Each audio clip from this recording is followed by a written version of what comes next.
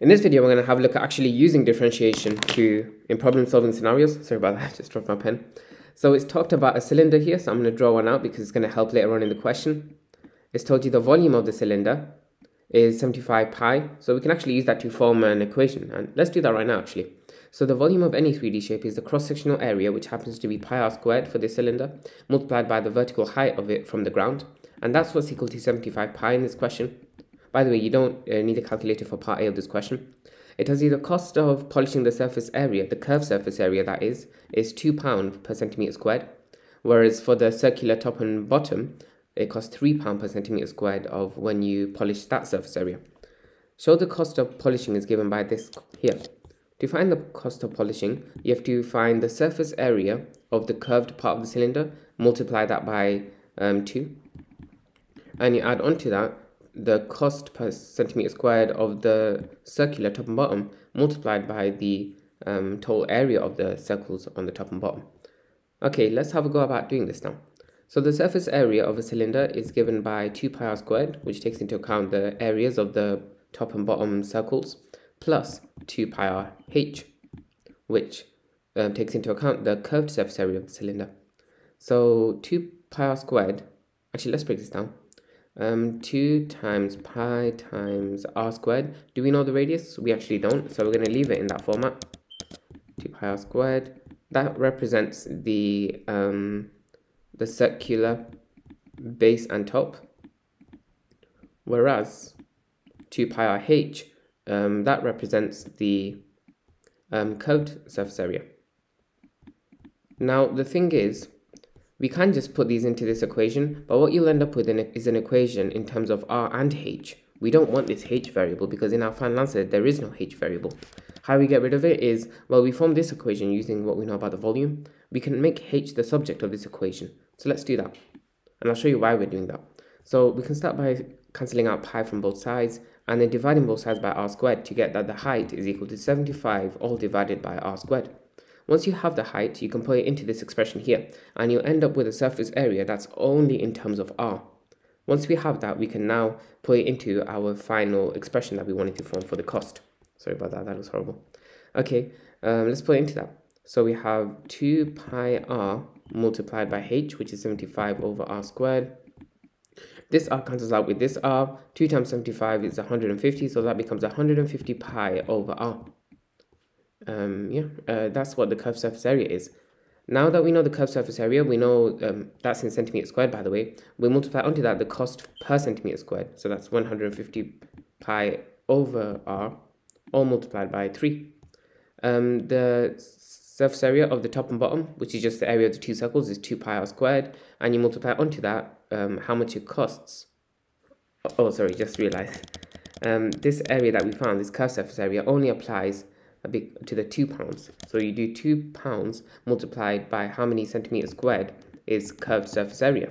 And then you do £3 multiplied by how many centimetres squared is circular top and bottom, which is 2 pi r squared. Now simplifying this expression, 2 times 150 pi is 300 pi over r. And then 3 times 2 is 6, so that's plus 6 pi r squared. And that's the answer to part A of this question. Of course, it's just written the other way around. It says use calculus to find the minimum cost of the polishing. So the minimum is where the first differential is always equal to 0. In this case, we're looking at how the cost relates to the radius. So we say it's where dc by dr is equal to 0. We know that for sure because if we draw a random curve, the minimum point is where the gradient of the curve is 0. That's why we take the first differential and make it equal to 0. This is applicable to all scenarios. Now, if we write out the cost equation here, so that it's in a format where we can differentiate it, so 6 pi r squared plus 300 pi r to the minus 1. Now it's easier to differentiate. Just a reminder, when you differentiate, you multiply the power by the coefficient, so that becomes 12 pi r, and you subtract 1 from the power, so it just becomes a power of 1. In this case, minus 1 times 300 is minus 300 pi r all to the power of minus 2 when you subtract 1 from the power. Now we want to make that equal to 0 and now solve it. Now r to the minus 2 is the same as multiplying by 1 over r squared, and I'm going to write it out like this so it's easy to solve. Now that it's in this format, I'd recommend you multiply each individual term by r squared so that it's in an even easier format for you to solve. So that becomes 12 pi r cubed minus 300 pi is all equal to 0. Once you reach this stage, you want to just think, how do I simplify this as much as possible to make it as easy to solve as possible? You can start by dividing each individual term by pi. You can then divide each individual term by, well, they're both even, so you can divide by 2. But then you can divide by 2 again, so you can divide by 4. Yeah, I think divided by 4 is the best way here. If you didn't know that, you could have just halved and halved it again. And that would be 3r cubed minus 75 equals 0. Okay, it looks like you can divide it even further. Okay, never mind. You could have just divided by 12 from the start. Sorry about that.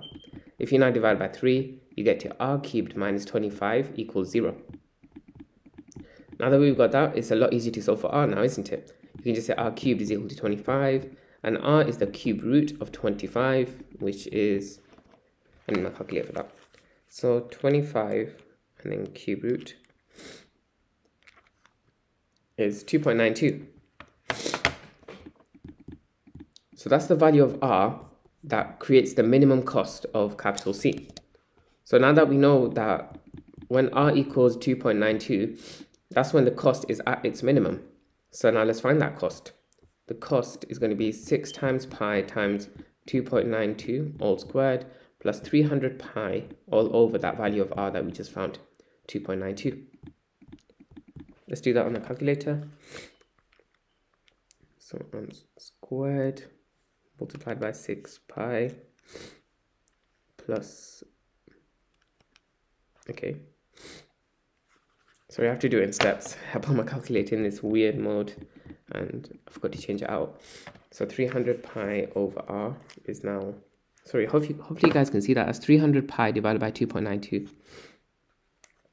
300 times 3 pi divided by 2 is 323. Well, sorry about this. You can skip ahead if you like.